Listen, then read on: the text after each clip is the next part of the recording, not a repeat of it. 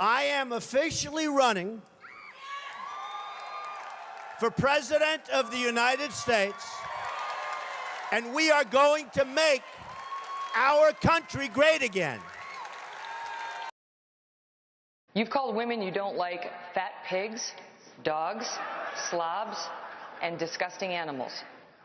Your Twitter account... Only Rosie O'Donnell. I'll tell you what.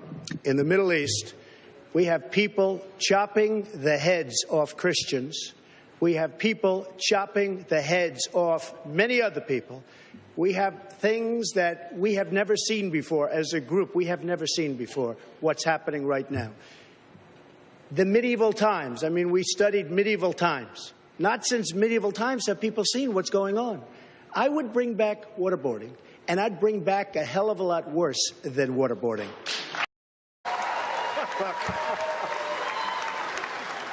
We have to stop with political correctness. We have to get down to creating a country that's not going to have the kind of problems that we've had with people flying planes into the World Trade Centers, with the shootings in California, with all the problems all over the world. I just left Indonesia, bomb, bomb, bomb, bomb.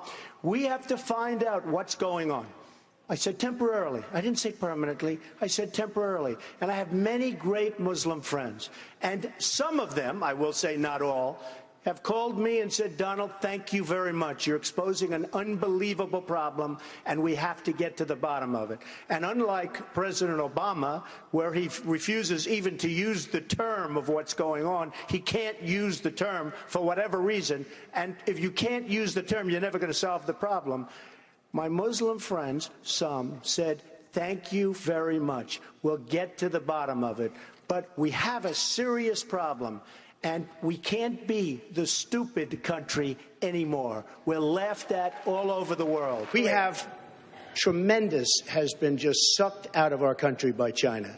China says they don't have that good a control over North Korea. They have tremendous control. I deal with the Chinese all of the time. I do tremendous business. The largest bank in the world is in one of my buildings in Manhattan. I deal with them. They tell me they have total, absolute control, practically, of North Korea. They are sucking trillions of dollars out of our country. They're rebuilding China with the money they take out of our country. I would get on with China. Let China solve that problem. They can do it quickly and surgically. That's what we should do with North Korea. Jeb doesn't really believe I'm unhinged. He said that very simply because he has failed in this campaign. It's been a total disaster. Nobody cares. And frankly, I'm the most solid person up here. I built a tremendous company, and all I want to do is make America great again. I don't want our country to be taken away from us, and that's what's happening. The policies that we've suffered under other presidents have been a disaster for our country. We want to make America great again. And Jeb, in all fairness, he doesn't believe that. Thank you. Mr. Trump, what would you say to Diane Foley? Should families be allowed to raise money for ransom? Well, I know Diane Foley very well, her husband, and these are tremendous people. I spoke for them. I've raised a lot of money for the foundation. I fully understand James, that was really the first that we saw, really visually saw, it was so horrible. And I will tell you, though, with all of that being said, you cannot negotiate this way with terrorists. If you do, you're going to have many, many more James Foleys. James Foley was a great young man. His parents are incredible people. They've done such a good job since his death. Of any kind in America? No. I am a Second Amendment person. If we had guns in California on the other side, where the bullets went in the different direction, you wouldn't have 14 or 15 people dead right now. If even in Paris, if they had guns on the other side going in the opposite direction, you wouldn't have 130 people plus dead. So the answer is no. And what Jeb said is absolutely correct. We have a huge mental health problem in this country. We're closing hospitals, we're closing wards, we're closing so many because the states want to save money. We have to get back into looking at what's causing. You know, the guns don't pull the trigger. It's the people that pull the trigger. And we have to find out what is going on.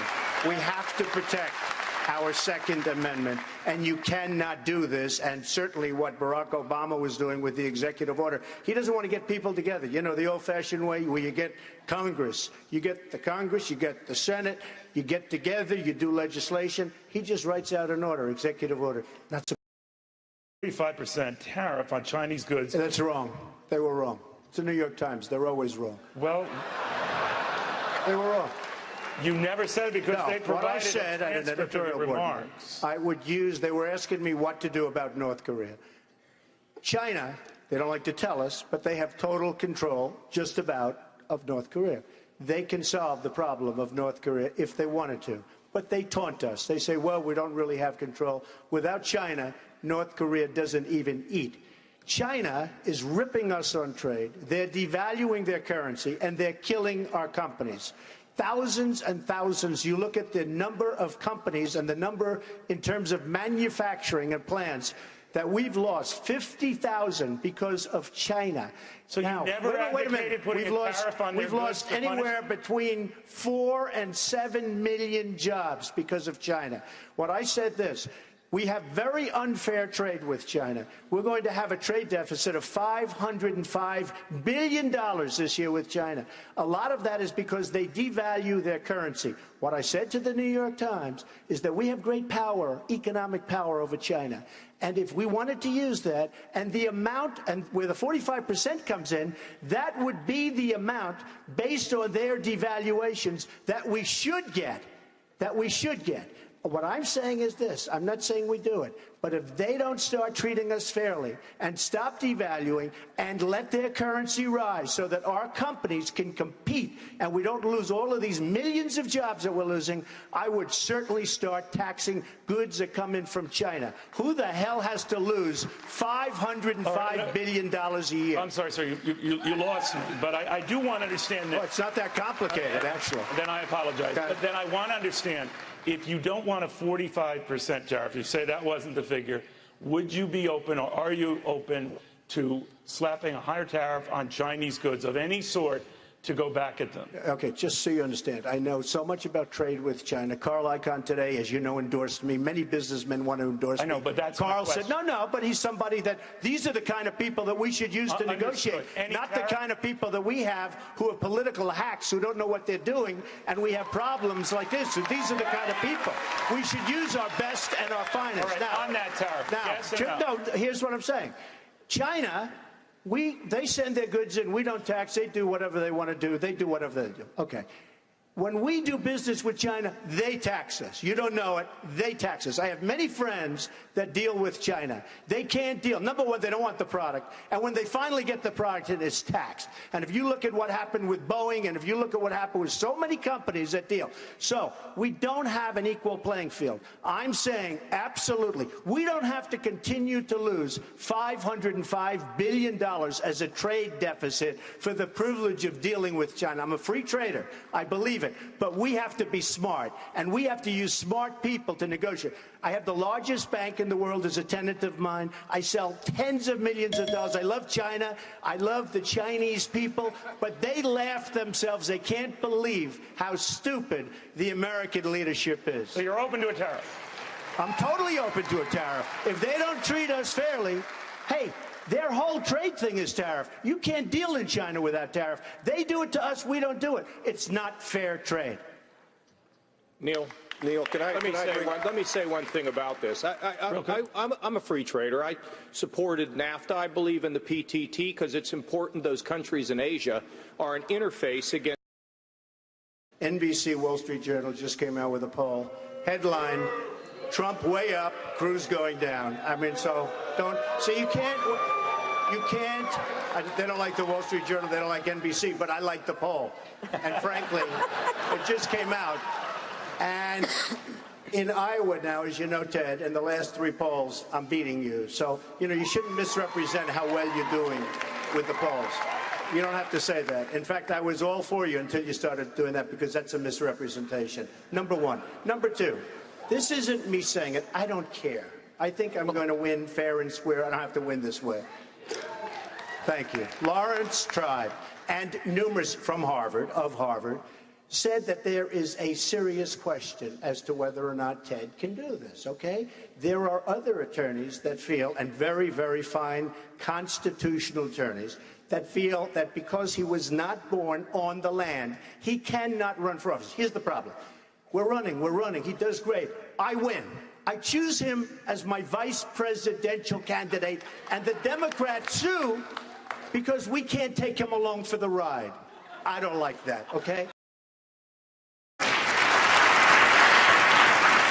I think it's very sad that CNN leads Jeb Bush, Governor Bush, down a road by starting off virtually all of the questions. Mr. Trump this, I think it's very sad. And frankly, I think it's very sad. And frankly, I watched the first debate, and the first long number of questions were, Mr. Trump said this, Mr. Trump said that, Mr. Trump. These poor guys, although I must tell you, Santorum, good guy. Governor Huckabee, good guy. They were very nice, and I respect them greatly. But I thought it was very unfair that virtually the entire early portion of the debate was Trump this, Trump that, in order to get ratings, Mr. Trump, I guess. it's not in order CNN. to get ratings, Mr. Trump, I was on CNN last night watching. Excuse me. I think it's very unprofessional. But it wasn't CNN. It was me. I watched you last night for 16 minutes. I think it's very not unprofessional. CNN. It's not CNN. It's America's watching you. Okay, fine. It's America's watching. So I was mentioned, so I can bring up something, I think, right?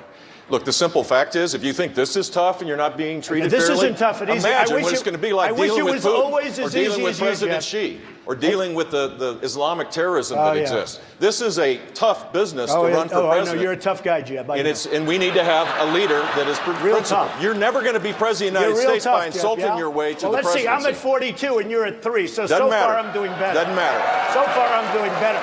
You know, you started off over here, Jeb. You're moving over further and further. Pretty soon you're going to be off the end.